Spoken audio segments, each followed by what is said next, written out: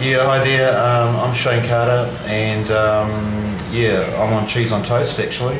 And Andrew's going to ask me some questions from behind the camera, and I'm going to do my best to answer it.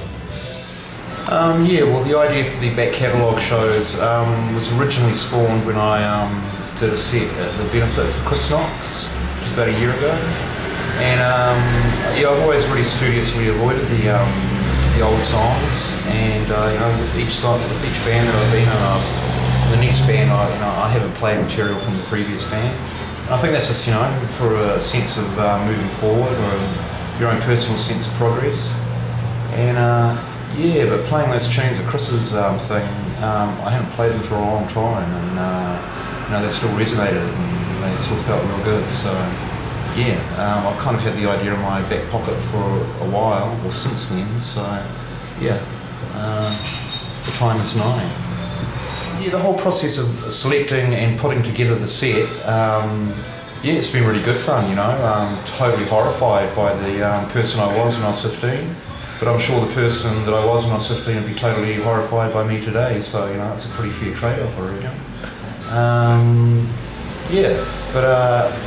A lot of fun. I'm going to do it with the power trio, because that's the way I did it at Chris's show, with Gary Sullivan on drums and Vaughan Williams on bass. The material really suited being stripped back like that. It's kind of weird going through your back catalogue, because it's kind of like, if you throw a song out or decide not to do it, it's kind of like abandoning a young child, or a not so young child. And it's kind of fascinating. You sort of go through the whole thing, and one of the biggest questions I've asked myself while doing it was, what the fuck was I thinking? And it's always a good question to ask yourself.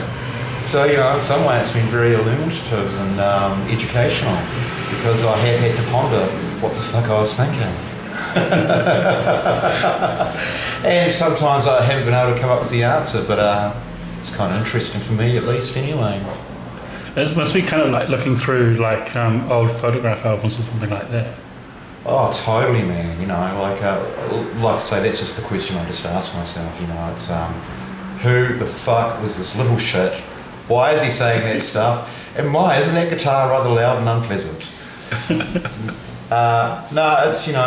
What's the old Oscar Wilde saying? Regard your youth with tender contempt, and I think that's a beautiful saying.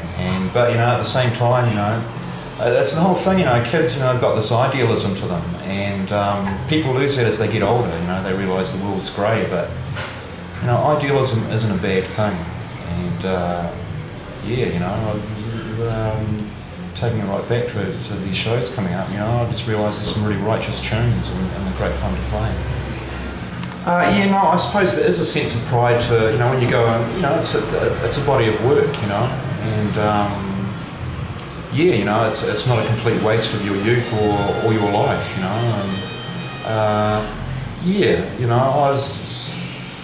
you get so caught up in the microcosms of the everyday that you tend to forget the big picture, and going back and doing something like that gives you the big picture. And there's even stuff, tunes that I wrote when I was 15 or 16, and living in Brockville, in Dunedin, and I just think, well, good on that kid. That's man, there's worse things to be doing when you're 15 or 16. And being a musician is like being a human. You spend most of your time walking around tripping over your own feet, so and being an idiot. But those moments where you have connected with something and it has come together, those moments are to be savoured, because they're there's all those moments of idiocy around them. So it's been a good thing to do. I was tempted there for a bit to, trawl through the more obscure stuff, like demos and all that kind of stuff, and songs that didn't make it, but I've pretty much gone, for stuff that has been available in one form or another, but, stuff like the Double Happies, I don't know if that's still available, and doing a few songs from them. I don't think, a lot of that early Flying Nun stuff probably isn't available, but it probably is in some form or another. Some of the records I haven't even got, or they're sitting in a box in Dunedin in some garage, and you just go to those download sites where people are giving away your music for free and get your own copies as well, you know. It seems only fair to me. Have you torrented your own work? Oh, totally. Well, yeah, no, that's my next desperate measure after the back catalogue shows, bro. No, I mean, did you have to download your own stuff? Yeah, I did have to download my own stuff. I actually wrote to people and said, oh, thanks a lot. And by the way, that's all right. Download my records and I'll put your name on the door. I can't actually remember the question you asked me, Andrew, but I was going to say, yeah, it's actually quite weird when you learn some of these riffs because I had a psychologist friend. He's a professor of psychology, blah, blah, blah.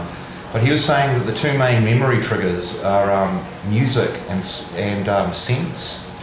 and as in smells. And I just know that I particularly noticed too when we did the rehearsals for the Straight Jacket Fitz reunion we did about 4 or 5 years ago, playing these riffs for the first time in years, you know, like it was almost like being in a time capsule, and that I almost physically felt transported back to the places where those riffs were originally written, and it was a really powerful sensation, and it was beyond, it felt like it was beyond memory and more like time travel. It was really weird and really great actually, because you play these riffs, and the thing is, you'd think you'd forget them as well, but you just follow your fingers, which is another sort of really interesting thing. But physical flashes of where those songs were written, or in some cases recorded, and man, it was a really delicious feeling. It was awesome, and I explained this to my psychology professor friend. He says, yes, Shayne, that is what we call nostalgia, and that's apparently what they call it. That's their version of nostalgia. But it's a really awesome feeling, and better than drugs, and I'd recommend it to the youngsters out there. Of course, they have to be a bit older to be able to do it, though. Well, that's true, mate, but maybe they wrote some really amazing riffs when they were too. I'm Shayne Carter, and you have been listening to me drone on Cheese on Toast, and it's all for the cause of the shameless promotion of 2 back catalogue shows I'm doing with the Power Trio. May 6th, Bodega, May 14 in Auckland, and hopefully the South Island when Christchurch is back next year again too. Cheers. Cool, thanks.